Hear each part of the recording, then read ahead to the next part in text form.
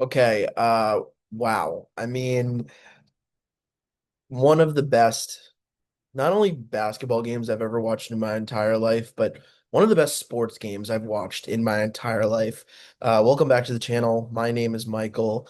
Um, wow. I mean, incredible game four at Madison Square Garden in New York. You know, the Knicks take a 3-1 lead. Let's go back a little bit. Let's go back before even the game. Let's go back before even the season. So for me as a basketball fan, basketball has never been my sport. It just hasn't. I grew up a football player. I grew up a huge football fan of the New York Jets. I grew up a huge fan of the New Jersey Devils. I'm from New Jersey. I grew up a fan of the New York Mets. Basketball was always my fourth, and to this day is probably still my fourth. Who knows? Maybe after this run it will be my second or third, but it's always been my fourth favorite major sport. Um, among the four major sports. And when I was younger, I was a Nets fan. I was a New Jersey Nets fan because at the time they still played in New Jersey. Um, but unfortunately, they left New Jersey and they went over to Brooklyn. And, I didn't watch a lot of basketball games growing up. I barely watched games. I would only watch games when I was at like friends' house and they wanted to watch games. I played a little bit of the 2K games growing up. I played like 2K16, 2K18, and 2K19 were the three games that I played a decent amount of. Um, but I never really played the games all that much. I've always followed basketball through social media, and I followed it through, like online storylines and stuff like that. I've watched basketball YouTubers growing up, so I know the players, I know generally who's good and stuff like that. But I don't really watch the games as much, or at least I didn't. Um, But my fandom started to grow a little over a year ago when a couple friends from home, I would go to their house and they would throw on the Knicks game. Now I will say that I'm not, I definitely don't want to say I'm a bandwagon fan, even though I 100% am a bandwagon fan. Um, I technically didn't have a favorite basketball team after the Nets left New Jersey and they went to Brooklyn. I guess I could say, yeah, I'm still a Nets fan or whatever, but I didn't really root for them the same way. Bad voice crack. I didn't root for them the same way. And when people ask me who my favorite basketball team is, I would be like, I don't really have one. I guess the Nets, because I used to be a fan of the Nets.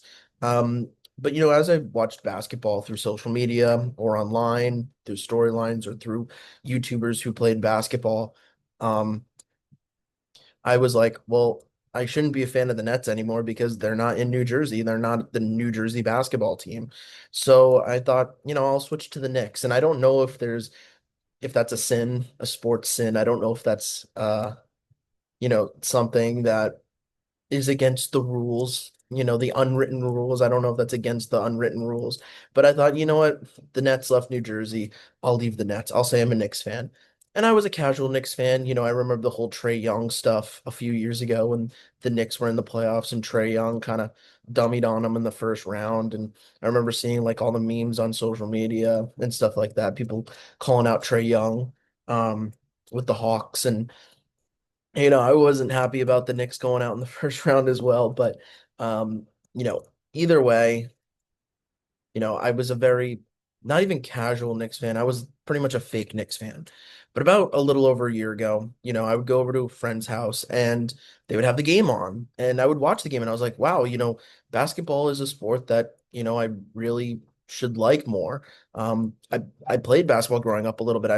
I played rec league basketball, but I also did play a year of like school basketball. I made the team out of tryouts. I barely played, and I just didn't really have fun with it just because, it wasn't a sport that I was super high on, and I kind of wanted to just mess around with friends. But I've played basketball before, wasn't very good at it.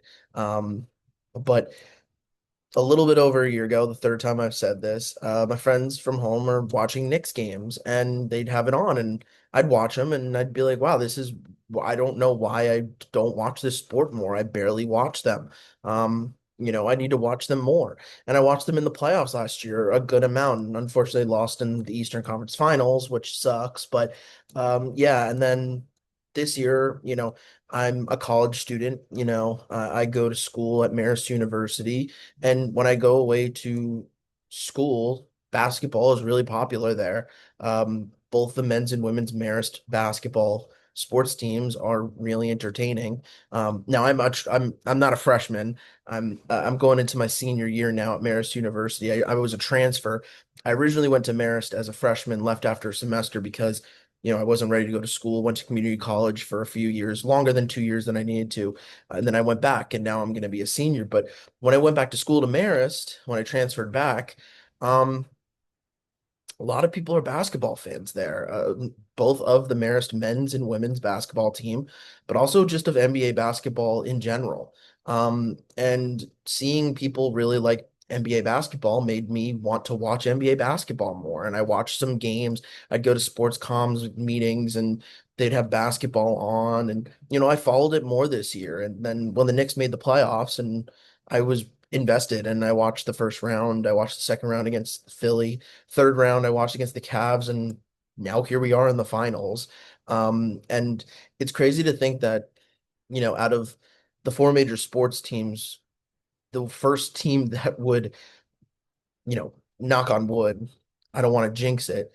Sorry if you're listening at home and you heard the knock and you thought someone was knocking on your door. I always hate in YouTube videos when there's a knock and you're like, oh my God, did someone just knock on my door? What the hell?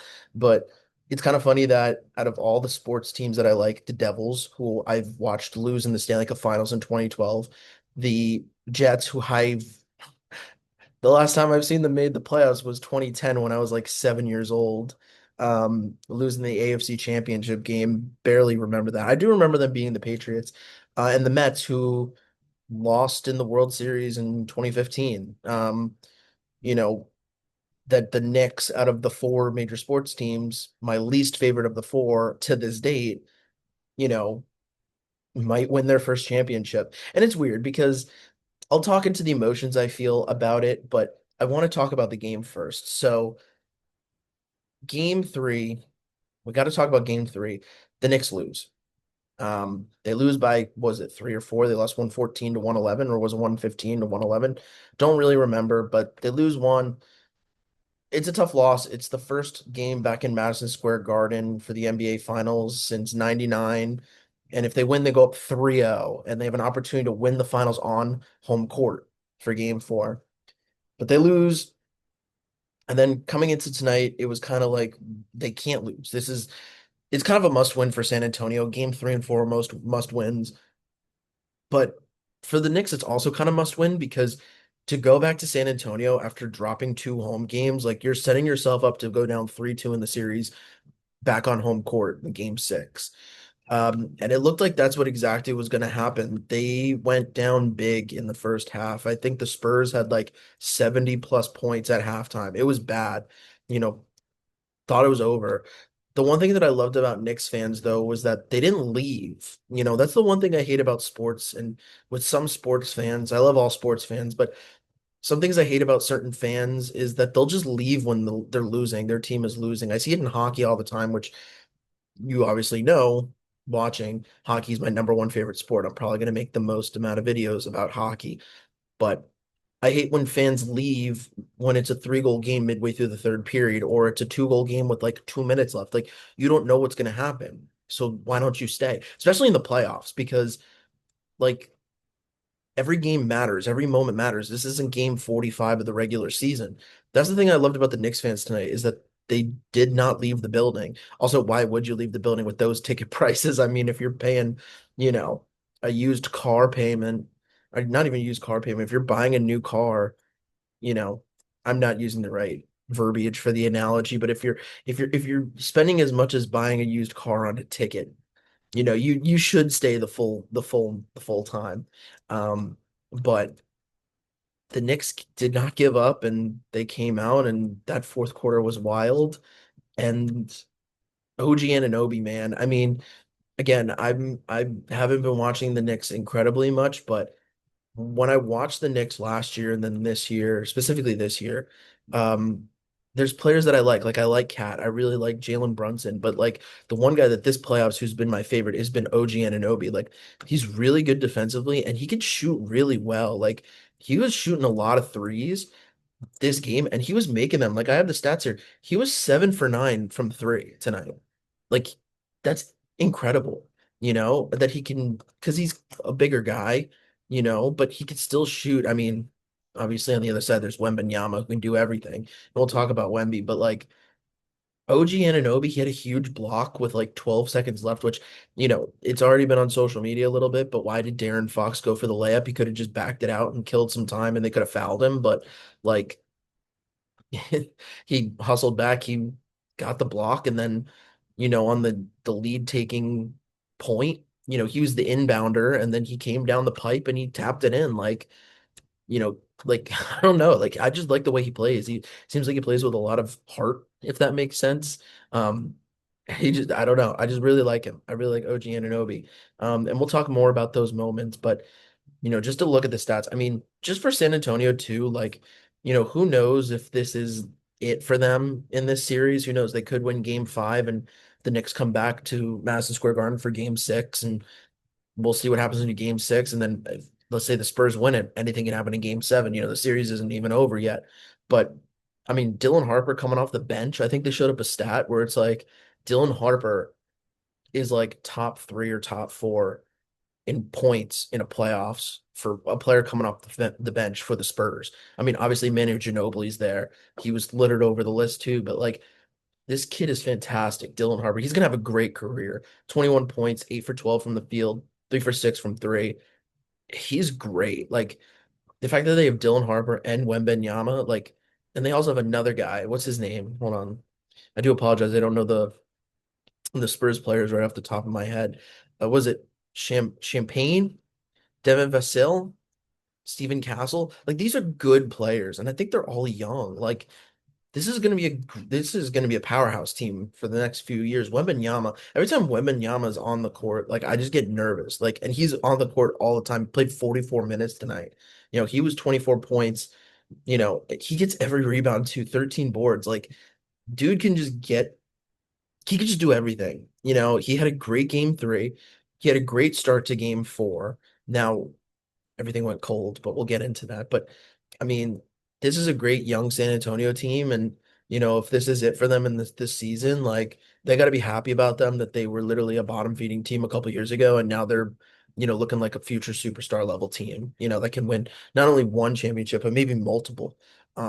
So good for San Antonio to be here, but it's not over. They could still win game 5, game 6, and even a game 7. They have to win out. I'm hoping that the Knicks don't choke it because that would be one of the worst chokes in NBA history, alongside of when the when the Warriors lost 3-1 to the Cavs back in the day, like 10 years ago or so. It's been now, but yeah. But let's talk about the Knicks in this game. I love Karl Anthony Towns. He's like literally their second best player, maybe even third best, depending on OG. But no, he's their second best player behind Brunson. Um, he got into foul trouble early and he had to be sat. I mean, I think he only played 25 minutes this game, 26 minutes, 25, 26 minutes this game. He had to sit a lot because of 2 early fouls, a defensive foul, offensive foul.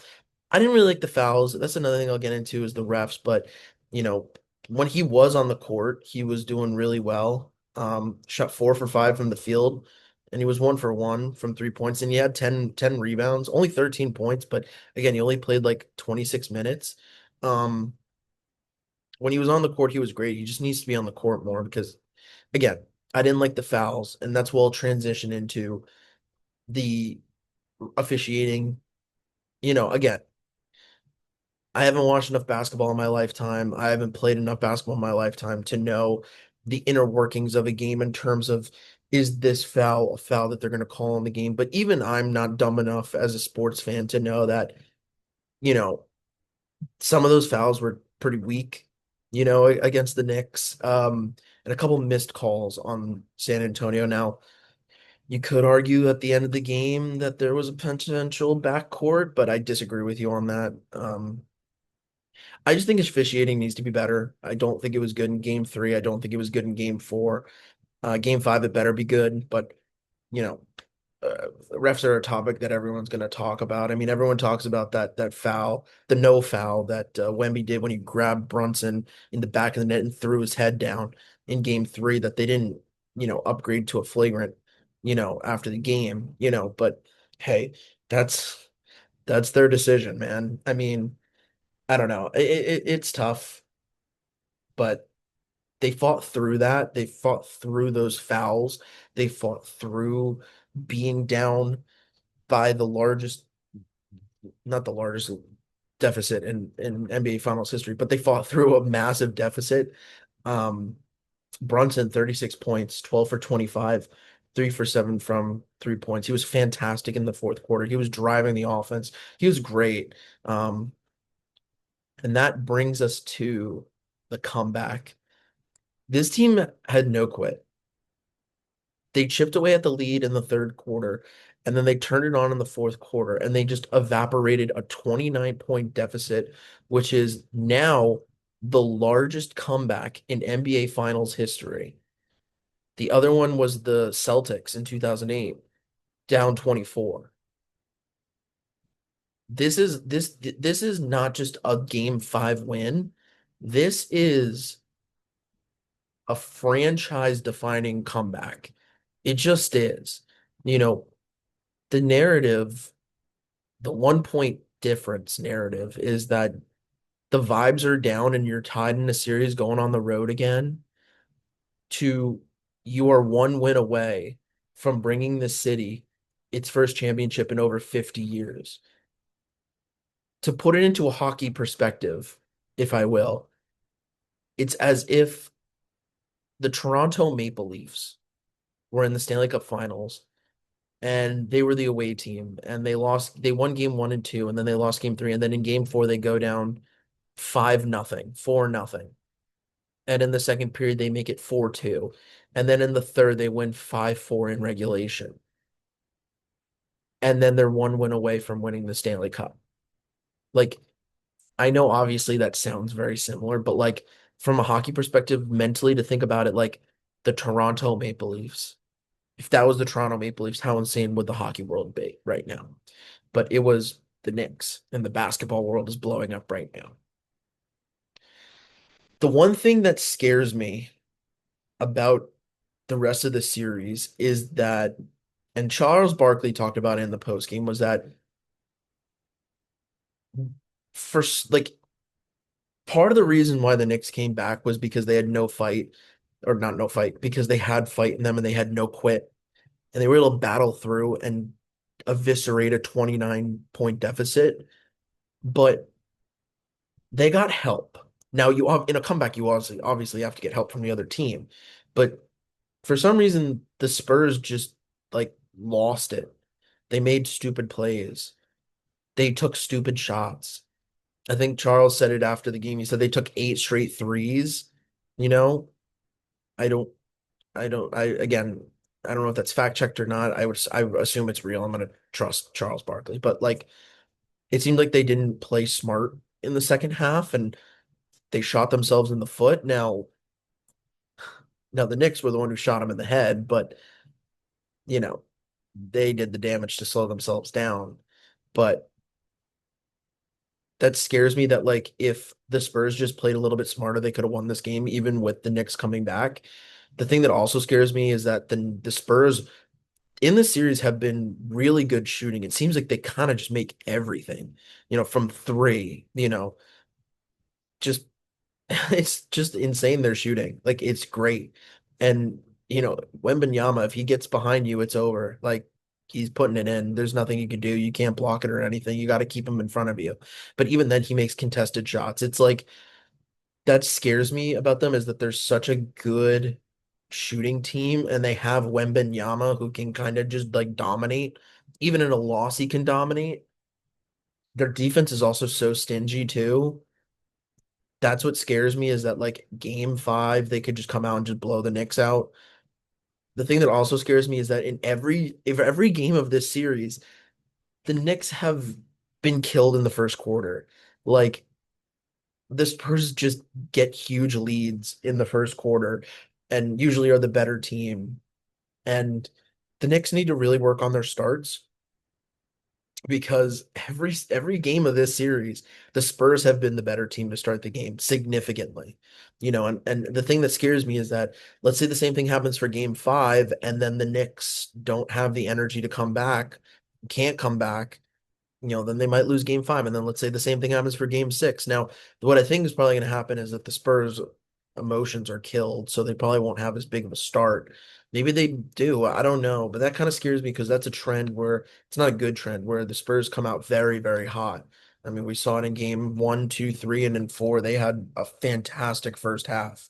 Another thing that kind of scares me is that in this game, other than OG Anunoby, Jalen Brunson, and when Karl Anthony Towns was on the court, no one else was really that good. Mikal Bridges only had 7 points. And then last game, I think he had less than five. Josh Hart only had 6 points. I know he didn't really shoot as much. He only took four shots. He was 1 for 2 from three and took three foul shots or free throws, sorry. But like, I mean, let's say like in game five, they're able to shut down Brunson and Karl Anthony Towns. Like the Knicks probably won't get a lot of points. So that's something I'm looking for game five, but I'm really hoping that the Knicks can just close it out. I'd love for them. I'm always a big fan of sports when teams win the championship at home, especially in hockey. I love my favorite is an overtime game winner in hockey on home ice to win the Stanley Cup Finals. I mean, I think about like Alec Martinez, sorry, in 2014 is one of the greatest goals in NHL history. Because that place was rocking when he scored that goal. So, you know, I'd love if the Knicks won in game six on home court, but it's the thought process of no, just get the job done. It doesn't matter where you do it, when you do it, how you do it, just do it, you know?